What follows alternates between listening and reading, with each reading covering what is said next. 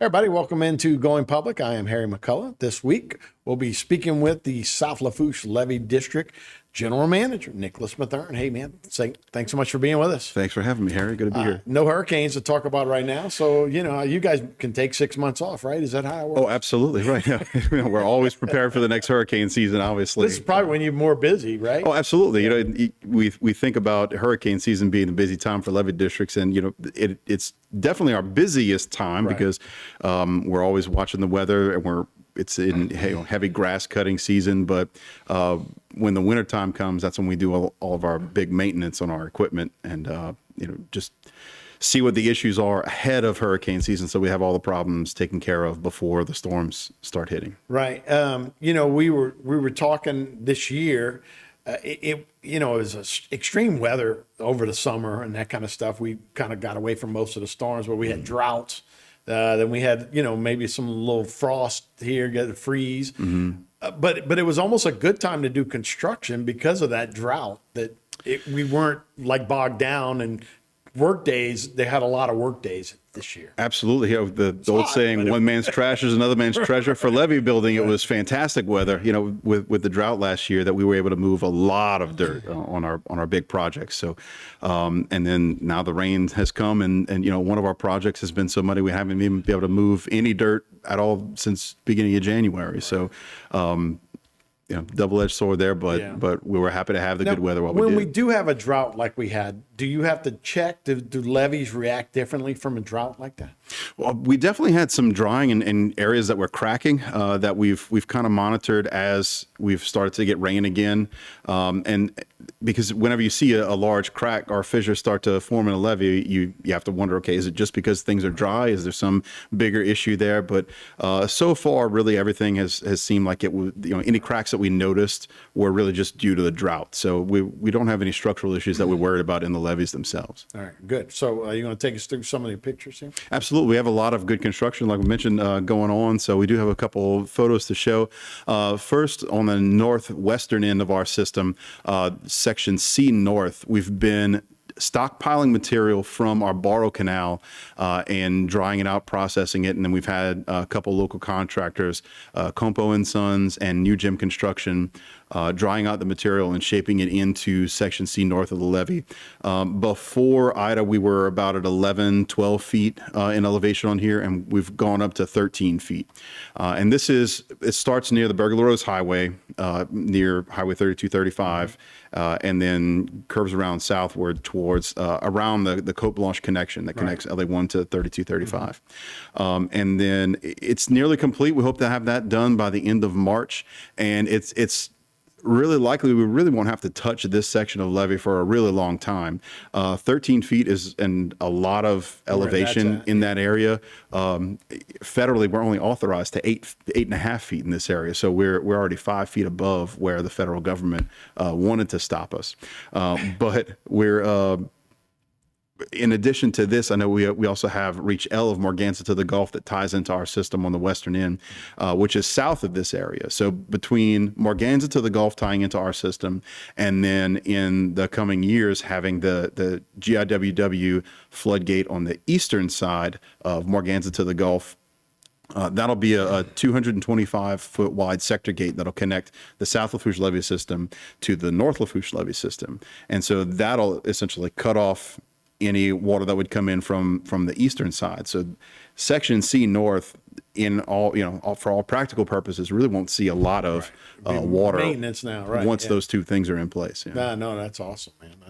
That's something that was important, and so good to get that finished. Absolutely. Right? And then, going further south below Reach L, after Hurricane Ida, we noticed that during the debris cleanup efforts, some of the equipment ended up damaging the flood side toe of the levee. And so you see some of that open water area that started to form.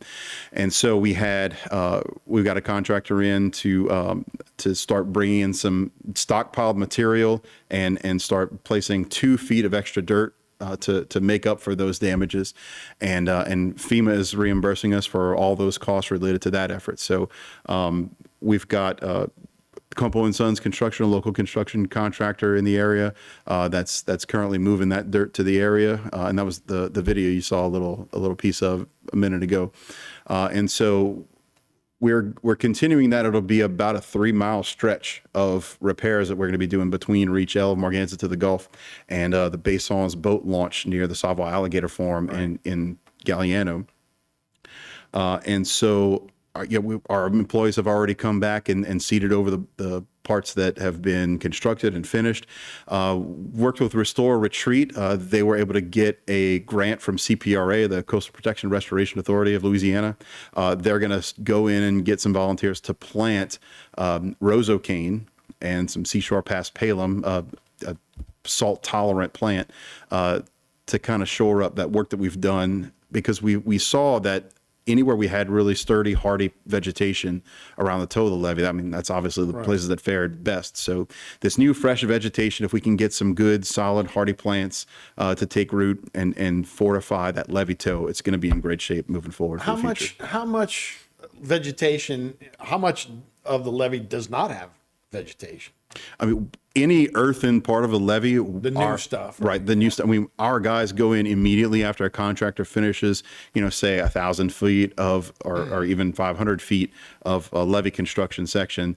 We'll get our guys to go in and bring the seeding tractor to go and get some of that vegetation going, because that's the most important thing. Obviously, we want dirt, we want it in place, but the roots of the grass growing throughout the levee is what really holds that dirt together once it's been in place. So we want to make sure that we have grass taking root long before hurricane season comes. Right. Yeah, no doubt. But, look, every time you go up 2 feet, you got to do that. Absolutely. That's part of the process. Yeah. And grass seed is cheap. And so it's vital enough that, if we need to seed it twice, we do what we have to do to make sure that we're ready. Which is interesting, as you said, it was actually some of the debris cleanup caused some of the issues, right? Right, absolutely. So it was one of those unexpected things that we ended up having to deal with. Didn't really realize that it was an issue until the debris had started to clear up, and we had heavy machinery, right? Absolutely. And then when high tide rolls in and deposits that water, leaves it there, and then doesn't recede, we realize, hey, we have a problem. So brought it to FEMA and got that repairs funded. That's good. It's good. FEMA, it's good sometimes. So occasionally, right? As we're still waiting on the funding to all make it through, but the repairs that we've worked well with FEMA over the last couple of years to get that all taken care of. What's next? On the opposite side of the system, in cutoff behind Cloverleaf Farms, we have our Section E North levee improvements we've been doing. So this is a project where we had some overtopping during Ida. That the levee at the time was between 12 and 13 feet. We're going up to 14 feet along this entire area. This is about a 2-mile long project, $4 million, and we got $1.5 million from state surplus money. We got $2.3 from the Gulf of Mexico Energy Security Act, and so it's only costing us about $200,000 of South Louisiana Levee District money. And so the next video will show kind of the progress we've made. We've dug a borrow pit just off site, and we're able to get right onto Section E North of the levee right here, and our contractors have been putting it in place. This is Construction Site Specialties out of Carencro, Louisiana, that have been just stockpiling the material. And then we've had some of our own employees and a couple local contractors come behind them and start shaping that material that they've stockpiled into what's going to ultimately be that final levee section up to plus 14 feet in elevation. It's about a little over 500,000 yards of dirt that we're moving here. We started back in June of last year, and we should be done by the end of 2024. So, and we've already begun that second phase of shaping, as I mentioned. And you guys have saved a lot of money by using the borrow pits from right there, right? So you're not trucking in dirt. And Absolutely. I know there was an issue at one time. They were like, well, that's not great dirt. But y'all found a way to borrow it from right on site, dry it out, use it, and it's been working for you. Well, and historically, the Corps wants to hammer us for using what we call on-site borrow, in situ borrow, where we just go to our borrow canal to get more material to do our levee lifts and repairs. But kind of the hypocrisy there is that when the Corps, who originally built our levees, built them, that's the exact dirt that they used. And so now they want to come back and say, well, no, that dirt's not good enough. You got to go, to one of our approved pits in 100 miles away, and it'll cost you 5 times as much, right? So, we've worked as best we can with the Corps. We're trying to get recertified at this point to get back into the Corps' rehabilitation and inspection program. So we always try to first go with whatever the Corps' recommendations and requirements are, because we're always trying to think forward that if we ever do get back into that rehabilitation inspection program, that it'll be a much easier road for the newer stuff that we're doing. Sometimes it's just outrageous, and we say, we can't do this. We can't afford it. You guys a few years ago decided we'd rather have high levies than no levies and be in core compliance. Absolutely, and we feel like we've proven, especially after Hurricane Ida, that the Thank goodness you did. Absolutely. Right? The requirements that the Corps came out with after Hurricane Katrina, even the Corps employees have admitted was a complete knee-jerk reaction. And they've backpedaled on quite a few things. And the Terrebonne Levee District here in this parish has been able to capitalize on that, getting waivers for the kind of borrowed material that they use, further showing the Corps and having them admit to themselves that these requirements are just outrageous and unnecessary. And so as we move into the future, we continue to do some of the other projects that we're currently working on, have coming in the future. We're constantly in communication with the Corps to show them, look, this is the material we've used. It's great material. It's over time, it consolidates and gains strength. So there's no reason to go and see what we have now and how strong it is.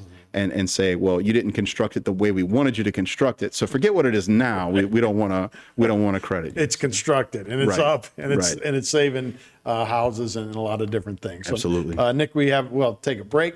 We'll be right back with Going Public right after this.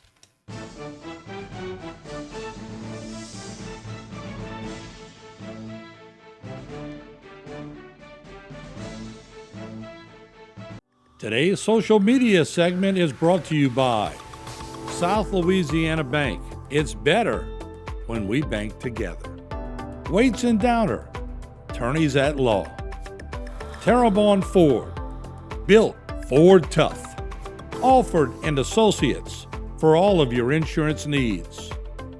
CIS, Cardiovascular Institute of the South, the highest quality cardiovascular care available.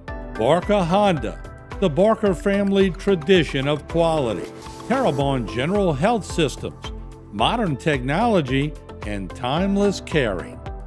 Rouse's, you're either local or you're not. Buick, the craft of modern luxury. St. Martin and Bourke, know your rights.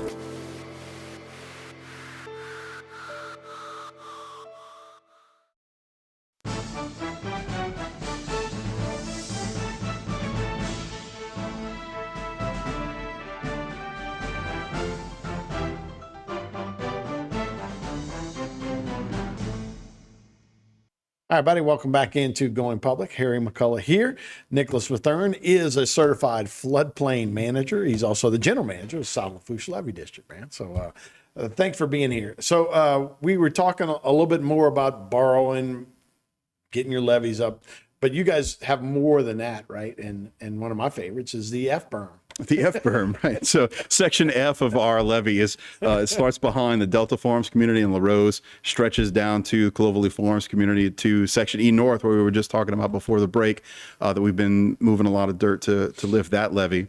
One thing that I've been communicating with the board is that we've been in what I've thought of as firehouse mode really for the last 40 something years, that we needed levees, we needed them high, and we needed them to get there fast. And so we've done everything we can to build higher and higher and higher, and that's fantastic. And they performed very well for Ida. And while we're going to continue to repair and lift our levees, what we kind of have the luxury now that we proved to ourselves in Ida that we can focus more on stabilizing what we've built. The image I like to use is, for our stability berms on the protected side of the levee. So the berm is kind of that earthen area that's higher than normal ground level on the inside, that adds stability to the base of the levee so it doesn't slide and fall back into the borrow canal. And I think of it kind of like if you're trying to force a door open. If someone on the other side has their foot at the bottom of the door, that gives a lot of stability to where they can't push it over. Not a perfect analogy, but it helps to kind of paint that picture. It's got to be important. When you see the high level angles of where you borrowing from, that's not a whole lot of area, so that better be. Right. And Better be so, strong. especially when you start looking at, subsurface conditions and how easily it is for, a failure plane on, a Right. couple 100 feet down to exist and make the entire thing slide. The more stability you can give to the bottom of that levee system, the longer it's going to hold up. So, in that section along section F, we've gotten some state dollars to lift that protected side berm. In a lot of places, the berm goes down to currently, 4 feet and 5 feet below sea level on the inside, where the levee itself is at about, 11, 12, 13 feet high. And so we've gotten some state funding. This is all state funding. No, we didn't have to spend any local levy district dollars on this. It's a $3.3 million project to bring in about 150,000 cubic yards of dirt along that area to lift it up to sea level. So we've had trucks bringing in material from an offsite borrow pit, and then that's being shaped by bulldozers into place up to that. That's a lot of dirt, huh? Absolutely. And up to that, To go 4 or 5 sea feet level. in a berm, right? Right. So For a distance of 4.5 miles. So it's how much material is that? it's been about 150,000 cubic yards so far, and you can see That's pretty though. right. Oh, absolutely. Getting up on the levee, and I tried to make that clear with that video shot of seeing how much higher and closer to the levee crown we are now on the inside versus Right. if your levee is 12 feet above sea level, but on the inside you're 5 feet below. Well, that's a 17-foot differential, and that is a huge steep drop off. So it's a lot more comforting being able to see that 5 foot of extra dirt holding it up. Well, So- if you look at the Mississippi River levees, if you're anywhere in Baton Rouge and New Orleans, they're not only high, but they go out a lot wider too. Right. And that used to be, I guess, the engineering behind it. Every foot you had to go out, up, Right. and out. And ideally, we would love for that to be able to Right. be our case here. But a lot of places, whether it's because we have existing infrastructure or because of where the Corps originally put the borrow canals in place, now we're very limited in that footprint of how we can build and how we can lift. So while we may not be able to have a shallower slope that would give us a much longer berm, so instead we'll build much sturdier, shorter berms Yeah. to give us that stability right at the base of the levee. So looks great. we've relied on our local engineers with their local knowledge of how our system works to give us that feedback to say, look, this is how ideally the Corps would want it done, but these numbers make sense and it's a perfectly safe alternative. Not to get you off topic, but how far are you away from being back in the system with the Corps? We've been working with the Corps for the past few years on trying to get I back did not into know that. right. Yeah. Well, so their rehabilitation and inspection program. So this is a program where quarterly the Corps of Engineers comes out, inspect your levees, your structures to make sure that everything has been built and is maintained according to their standards. And if it's not, then you're given a certain amount of time to remedy those problems, and after repeated issues, you're then sent a nice formal little letter saying we're sorry to inform you that. And so for us, that letter came in 2011, a few years after Hurricane Katrina happened, and we got no money from the federal government to improve our system, and it looked like we weren't going to get any help in the future. So the people of South Lafourche decided, let's tax ourselves, Right. and we're not gonna wait on the Corps to come and build it for us, lift it for us. We're gonna tax ourselves because we understand how important this is. And the levee district has just, since then, really since 2007, has been very, very aggressive in building the tremendous system that we have now that proved itself for Hurricane Ida. So we're still at any point, I feel like about 2 years away from a solid decision.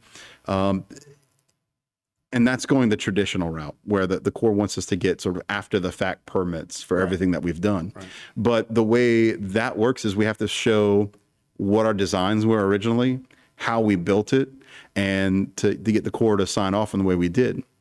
My problem with that approach is that had we thought the Corps would have been okay with it to begin with, we would have gone that route. Right. And so my complaint to them all through this process has been, well, why are we looking at how we built it? Because the Corps, when they design a levee or a structure, they're looking for 100% of that strength that they want from day one. And so they'll bring in extra equipment to compact all the dirt in place. we can do it a lot cheaper by just putting the dirt up there. And anybody who's ever worked with dirt knows that over time it settles on its own and it gains that strength. So my advice to them has been, well, instead of going and look at what we did, let's go test what it is now. Yeah. Because if the Corps was going to go build a new levee somewhere, they wouldn't build, start building a levee through marsh and say, okay, it's got to look like this, got to look like this, and then get to a ridge, a naturally occurring ridge, and say, well, hang on, God made that. We didn't make that. So we don't know how stable it is. Let's knock down that ridge and start. No, they would look at the existing conditions, The strength of it. of where they were going to build, and they would model their design after that. Do the same with us. Come look at us as what are the existing conditions along our levee. Then you can tell us what you think the levee should look like now and how wide it should be, how high it should be. And if we're beyond that, there's no reason you shouldn't accept this. And so we're actually going up to Washington, D.C. in a couple weeks.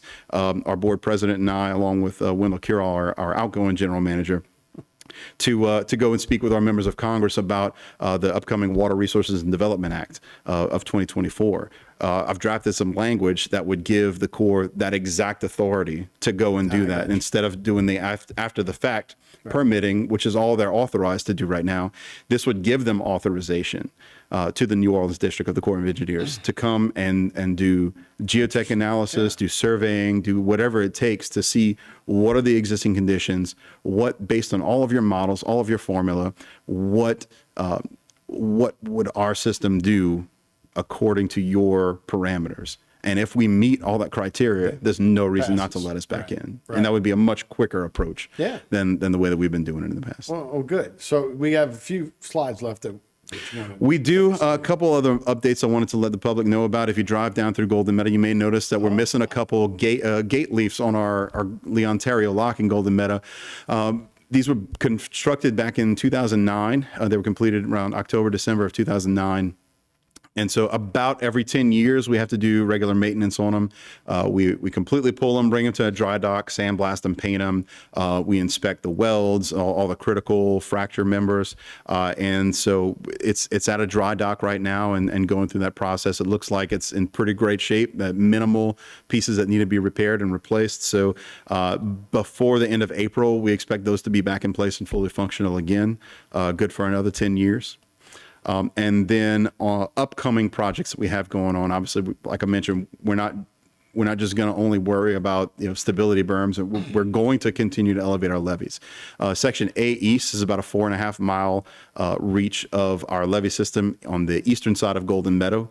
And we've got $7 million from the state already between surplus dollars and Gulf of Mexico Energy Security Act dollars to lift that to an elevation of 19.5 feet. Wow. Right now, we're about a 16-foot elevation there. So this would give us another 3.5 feet of elevation all along there. So we're just waiting on the final okay from the state, from the Coastal Protection and Restoration Authority, that they approve our design, and then we'll be able to go out to bid for that hopefully before the end of next year they would start on it? I'd like to see before the end of this calendar year that we'd be able to start going out for bid and moving dirt on that.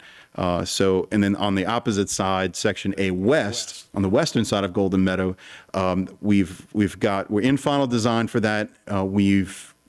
I've put in a request through the State Capital Outlay Program, which the session starts on March 11th, so we'll be able to follow that progress. But this will be about a $3.5 million project. If we don't get state capital outlay funding, it's not the end of the world. We expect about another $10 to $20 million of state funding to be coming our way later this summer. So we'll likely be able to do that with that funding there. 40 seconds, but that new highway, y'all good around the highway? I know y'all had to put in a T-wall. We did. So we've got a 21-foot high T-wall that's going under the elevated highway. So that kind of gives us some security for the future that we can go up to that. That's in, completed, looks great.